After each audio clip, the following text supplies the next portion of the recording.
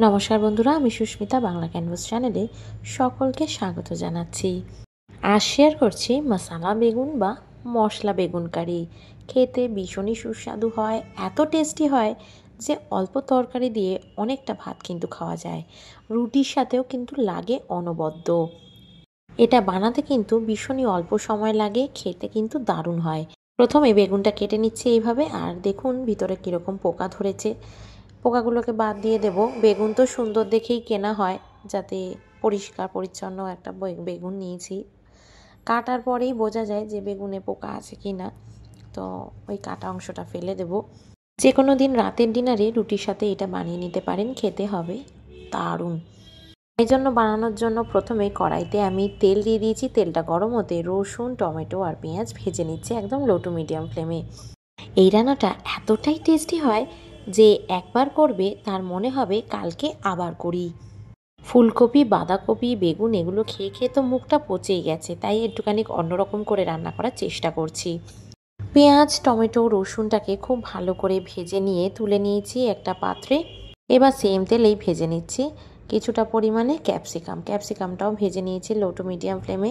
তুলে এবার একটা পাত্র রেখে দিয়েছি। এবার এরকম লম্বা লম্বা আকারে আলু কেটে নিয়েছিলাম, দুটো আলু আছে, সেগুলোকে লো টু মিডিয়াম ফ্লেমে 2 থেকে 3 মিনিট ভেজে নিচ্ছি।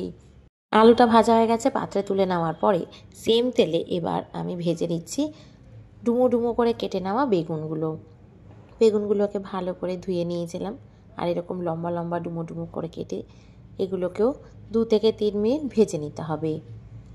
বেগুন ভাজার সময় তেলটা আমি আরেকটু অ্যাড করেছিলাম, কারণ বেগুন ভাজতে একটুখানি তেল দিলে ভালো হয়, ভালো করে ভাজাটা হয়। বেগুনটাও প্রায় 3 মিনিট মতো ভেজে নিয়েছি আর পাত্রে তুলে নিয়েছি। এবার মিক্সি গ্রাইন্ডারে ভেজে নেওয়া টমেটো, রসুন, পেঁয়াজ এটাকে ভালো করে জল দিয়ে একটা মিহি পেস্ট তৈরি করে নেব। আর কড়াইতে দিয়ে দিচ্ছি ফোড়নে 2টো শুকনো লঙ্কা, 1 চামচ মতো সাদা জিরে। ফোড়নটাকে খুব ভালো করে ভেজে নেব। সাথে দিয়ে দেবো একটা তেজপাতা, যেটাকে আমি মাঝখান থেকে ছিঁড়ে দিয়েছি। ফোড়নটাকে 30 সেকেন্ড মতো ভেজে নিচ্ছি। খুব সুন্দর একটা জিরে আর শুকনো লঙ্কা থেকে গন্ধ বেরোচ্ছে। ঠিক সেই সময় আমি টমেটো, পেঁয়াজ আর রসুনের পেস্টটা দিয়ে দিলাম। এবার খুব ভালো করে কষিয়ে নিতে হবে একটু সময় ধরে।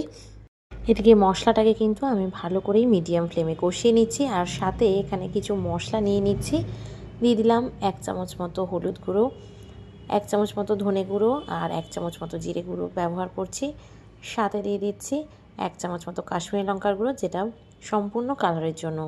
এই 4টে মশলাই আমি এর মধ্যে দিয়ে দিলাম। এবার মশলা দিয়ে খুব ভালো করে কষিয়ে নিচ্ছি। কষানোটা কিন্তু খুব ভালো করে করতে হবে, একটু সময় নিয়ে করতে হবে যাতে তেল রিলিজ করে যায়। মশলা কষে এসে তেল যখন রিলিজ করে যাবে, একটু মিক্সি ধোয়া জল দিয়ে এটাকে আবারও লো টু মিডিয়াম ফ্লেমে 2 থেকে 3 মিনিটের জন্য কষিয়ে নিন। দেখতেই পাচ্ছেন কি সুন্দর তেল রিলিজ করে যাচ্ছে, আর মশলা কষানোর একটা কিন্তু সুন্দর গন্ধ বেরোচ্ছে। যত ভালো করে মশলা কষাবেন তরকারির স্বাদ কিন্তু তত ভালো হবে। দিয়ে দিলাম কিছু মটরশুঁটি, আর ভেজে রাখা আলু আর বেগুনটাকেও দিয়ে দিলাম। খুব ভালো করে 2 মিনিট কিন্তু মশলা কষিয়ে নিতে হবে।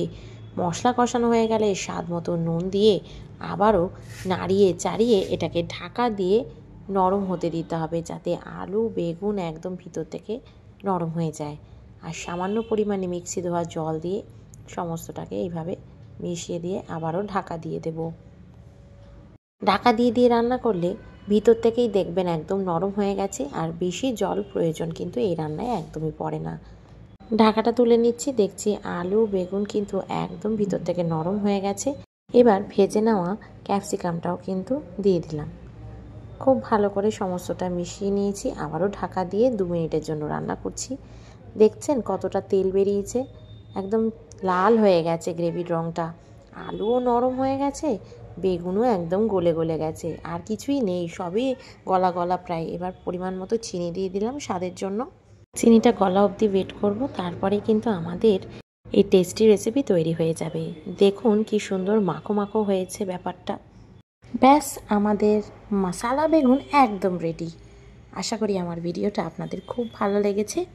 শেষে অল্প ধনেপাতা দিয়ে এটাকে সার্ভ করতে পারেন, আবার নাও দিতে পারেন, কারণ এটা আমি কাসুরি মেথি দিয়েছি, তাই জন্য আর ধনেপাতা দিলাম না। কাসুরি মেথির গন্ধটা খুব সুন্দর লাগে।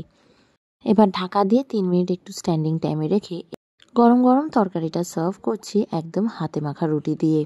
রুটি পরোটার সাথে কিন্তু এই বেগুনের মশলা কারি খেতে দারুণ লাগে।